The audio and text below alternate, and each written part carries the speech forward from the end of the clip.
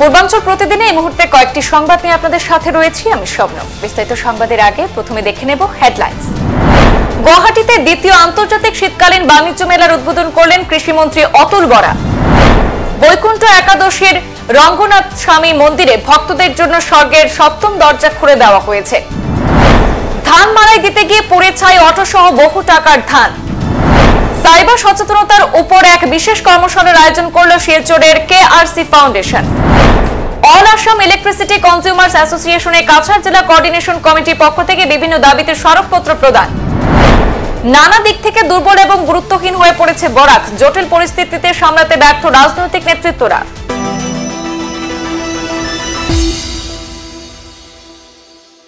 আজ থেকে গুয়াহাটি মনিরাম দেওয়ান ট্রেডে আসাম ট্রেড প্রমোশন অর্গানাইজেশনের উদ্যোগে দ্বিতীয় আন্তর্জাতিক শীতকালীন বাণিজ্য মেলার উদ্বোধন করেন কৃষিমন্ত্রী অতুল বরা।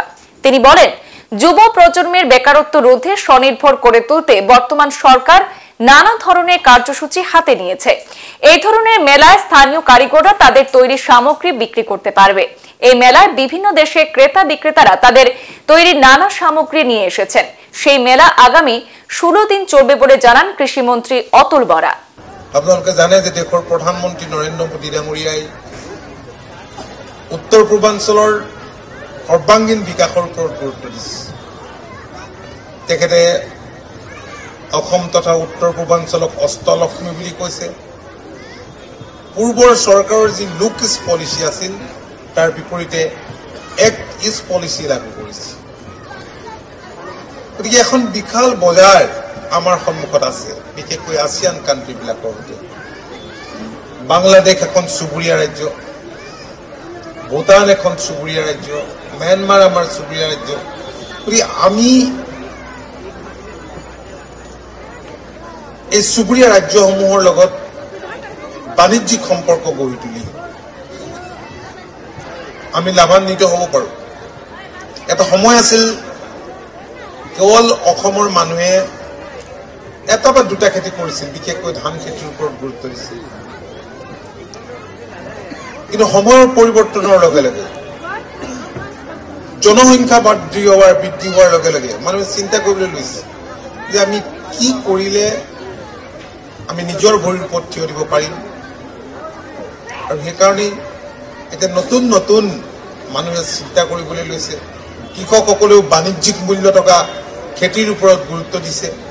আজি কেইদিনমান আগতে আমাৰ বিভাগৰ তৰফৰ পৰা ইণ্টাৰনেশ্যনেল এগ্ৰি হৰ্টি শ্ব' আমি গুৱাহাটীত অনুষ্ঠিত কৰিছিলোঁ। আমি তাত দেখিলোঁ অসমৰ কৃষকে নতুন নতুন খাদ্য শস্য উৎপাদন কৰিছে। হৰ্টিকালচাৰ ছেক্টৰত নতুন প্ৰজন্মৰ যুৱক যুৱতীসকল জড়িত হৈছে। এইটো শুভ লক্ষণ। আৰু 4,000 কোটি টকাৰ প্ৰডাক্ট 2022-23 বৰ্ষত অসমে বিদেশলৈ পঠাবলৈ সক্ষম হৈছে। আমি ভাবো যে অনাগত দিনত ইয়াৰ পৰিমাণ আৰু বৃদ্ধি হ'ব।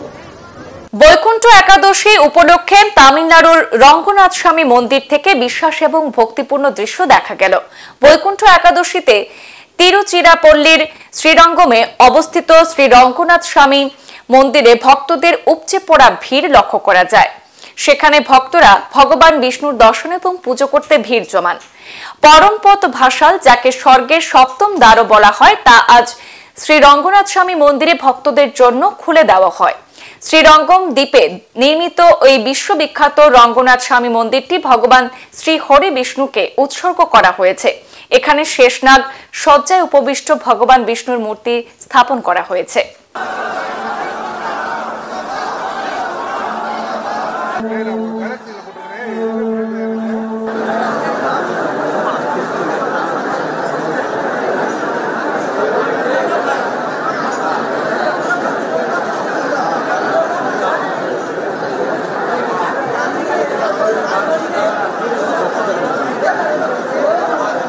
কাটিগড়া সমষ্টির সেউতিতে নুরুল হক লস্কর নামের এক কৃষকের ধান মাড়াইয়ে অগ্নিকাণ্ড।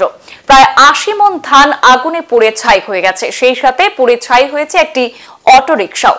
খবর দেওয়া হয় কালাইন দমকল বাহিনীকে। তবে ঘটনাস্থলে দমকল বাহিনী পৌঁছার পূর্বেই স্থানীয় জনগণ একত্রিত হয়ে আগুন নেভাতে সক্ষম হন। এতে পার্শ্ববর্তী এলাকার বাড়িঘর এবং অন্যান্য কৃষকদের উৎপাদিত ধান বরাত জুড়ে রক্ষা পায়। তবে জানা গেছে আগুনের তাপ এতটাই ভয়াবহ ছিল যে ঘটনাস্থলের পাশে থাকা গ্রামীণ সড়কে দাঁড় করিয়ে রাখা একটি পেট্রোল অটো আগুনে পুড়ে একেবারে ক্ষতিগ্রস্ত হয়ে গেছে। নুরুল হক লস্কর তান মারা দেওয়ার চলাকালীন সময়ে অটোর ইঞ্জিন গরম হইয়া আগুন ধরছে হঠাৎ করে।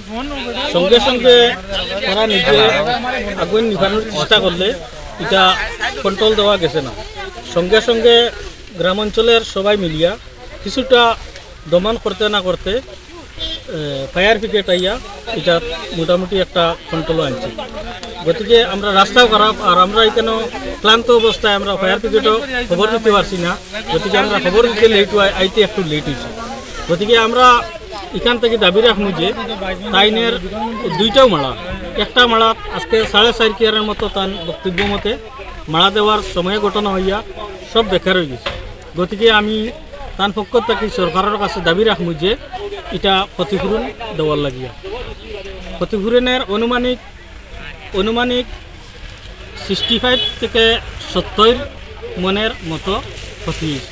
উত্তর পূর্ব ভারতে সাইবার প্রতিরক্ষা সক্ষম করা নিয়ে শনিবার এক বিশেষ কর্মশালার আয়োজন করল শিলচরের কেআরসি ফাউন্ডেশন। শিলচর রাজীব ভবনে আয়োজিত এদিনে কর্মশালায় জাতির জন্য সাইবার প্রতিরক্ষা তৈরি করা সহ সাইবার নিরাপত্তা এবং দক্ষতা শীর্ষক বিষয়ের উপর এক আলোচনা সভার আয়োজন করা হয়। সভায় শহরের বিভিন্ন প্রান্ত থেকে আসা দক্ষ এবং অভিজ্ঞ ব্যক্তিত্বরা উপস্থিত থেকে শীর্ষক বিষয়ের উপর বিভিন্নভাবে বিশ্লেষণ করার পাশাপাশি সাইবার নিরাপত্তা নিয়ে জনগণকে সচেতন করেন। কেআরসি ফাউন্ডেশন কর্তৃক আয়োজিত এই ধরনের কর্মশালার সফলতা কামনা করার পাশাপাশি সংস্থার প্রচেষ্টাকে এদিন সাধুবাদ জানিয়েছেন অনেকেই। So we took that brand from the India and we took to the global market, and we have established one of the very unique proposition to the identifying the threats. Our core tagline was identity-based management. So this is how our journey started. So recently we have seen that our threat dynamics are changing. So that's the reason we have innovated these solutions called SOC, SIEM and SOAR, which basically gives you a proactive, identifications of threat which is going to kill you. Please understand, whenever any threats come to your network, it doesn't do an act immediately. It comes and sit your network, identify your potential places, identify your potential data, then it goes and start actions. So what we do basically, we identify the threats which is going to take place on your networks, and we go and alert you that there is a unwanted traffic is sitting there, and we do mitigate also. আজ all Assam electricity consumers অ্যাসোসিয়েশনের কাছাড় জেলা coordination কমিটির পক্ষ থেকে prepaid smart meter ব্যবস্থা প্রত্যাহার, বর্ধিত বিদ্যুৎ মাশুল হ্রাস, বিদ্যুৎ খণ্ডের ব্যক্তিগতকরণ পরিকল্পনা বাতিলের দাবিতে সংগৃহীত 55,000 গণস্বাক্ষর আজ আনুষ্ঠানিকভাবে শহীদ ক্ষুদিরাম মূর্তির পাদদেশে আগামী 29 ডিসেম্বর গুয়াহাটিতে অনুষ্ঠেয় প্রতিনিধিদের হাতে তুলে দেওয়া হয়। বক্তারা বলেন, বিদ্যুৎ খণ্ডে বেসরকারীকরণের লক্ষ্যে প্রিপেইড স্মার্ট মিটার ব্যবস্থা চালু করা হয়েছে।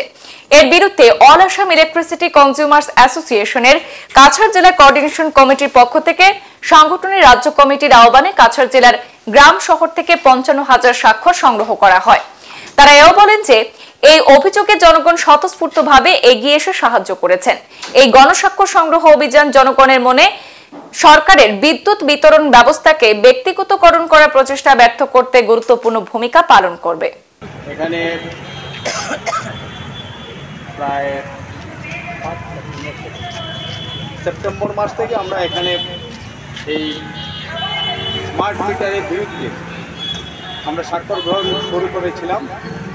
এখন পর্যন্ত প্রায় 55,000-এর মতো স্বাক্ষর হয়েছে, এবং আমরা গ্রামে গঞ্জে যত জায়গায় দেখেছি তত জায়গায় খুব জনগণের সাংঘাতিক সাড়া পেয়েছি। আমরা সেই স্বাক্ষরিত সেই আবেদনগুলো সেগুলো আমরা গুয়াহাটিতে পৌঁছে দেব। তার জন্যে আজকের এই সভা। আমরা দেখতে পাচ্ছি যে এই সাধারণ একটা স্মার্ট মিটার নিয়ে একটা গণতান্ত্রিক ব্যবস্থা যে জায়গায় কলাপস করেছে, স্মার্ট মিটার নিয়ে একটা সমাধান এই সরকার যে জায়গায় যেতে পারত সহজেই, সেই জনগণকে সেই সংগ্রামের মধ্যে নামিয়ে দিয়েছে। আমরা দেখতে পাচ্ছি সেই ব্যবস্থাটুকু এত তলানিতে গেছে যে যেখানে জনগণের আর কোনো কথা বলার নাই, জনগণকে কথা বলতে দিচ্ছে না, সংগ্রামে যেতে বাধ্য করছে। আমরা সেই সংগ্রামে আছি এখনো। আমরা আশা রাখি আগামীতে আমরা যখন 5 লক্ষের উপরে স্বাক্ষরিত সম্বলিত মুখ্যমন্ত্রীর কাছে প্রদান করব, আমরা সেই সংগ্রামে জয়ী হব। আমি জনগণের এই সংগ্রামের অভিনন্দন জানিয়ে আমার কথা এখানে শেষ করব। বিভিন্ন সংকট বরাক উপত্যকাকে ক্রমশ গ্রাস করেছে। নানা দিক থেকে দুর্বল এবং গুরুত্বহীন হয়ে পড়েছে বরাক। এই জটিল পরিস্থিতিতে এখানকার রাজনৈতিক নেতৃত্ব সম্পূর্ণভাবে ব্যর্থ। সামাজিক নেতৃত্ব একদিকে যেমন দিশাহীন, অন্যদিকে তা অনেকাংশে রাজনীতি প্রভাবিত হয়ে পড়েছে। এই অবস্থায় নতুন করে উত্তরণের পথ খুঁজতে হবে। শনিবার সাংবাদিক এবং সমাজসেবী জ্যোতিরিন্দ্র চন্দ্র দত্তের 10ম প্রয়াণ বার্ষিকী উপলক্ষে বরাক নাগরিক সংসদের উদ্যোগে শিলচর প্রেস ক্লাবে আয়োজিত অনুষ্ঠানে বক্তারা এই অভিমত ব্যক্ত করেন। তারা বলেন, জ্যোতিরিন্দ্র চন্দ্র দত্ত তার কাজের মধ্য দিয়ে স্মরণীয় হয়ে থাকবেন। অনুষ্ঠানে 5 জন সাংবাদিককেও জ্যোতিরিন্দ্র চন্দ্র দত্ত স্মারক সাংবাদিকতা পুরস্কার প্রদান করা হয়। এই অঞ্চলে সংবাদপত্র জগতের শক্তিশালী স্তম্ভ, প্রবাদ প্রতিম ব্যক্তিত্ব জ্যোতিরিন্দ্র চন্দ্র দত্তের 10ম প্রয়াণ বার্ষিকী উপলক্ষে আয়োজিত অনুষ্ঠানে আমরা তার স্মৃতির উদ্দেশ্যে বিনম্র প্রণতি নিবেদন করেছি। একই সঙ্গে আজ আলোচনার বিষয় ছিল রাজনৈতিক সামাজিক প্রেক্ষাপটে বরাক উপত্যকার গতি প্রকৃতি। এ নিয়ে বিশদভাবে আলোচনা করা হয়েছে। আজ জ্যোতিরিন্দ্র চন্দ্র দত্ত স্মারক সাংবাদিকতা পুরস্কার প্রদান করা হয়েছে। সংবাদ এই পর্যন্ত, ফিরছি পরবর্তী অন্যান্য আপডেট নিয়ে। সাথে থাকুন। ধন্যবাদ।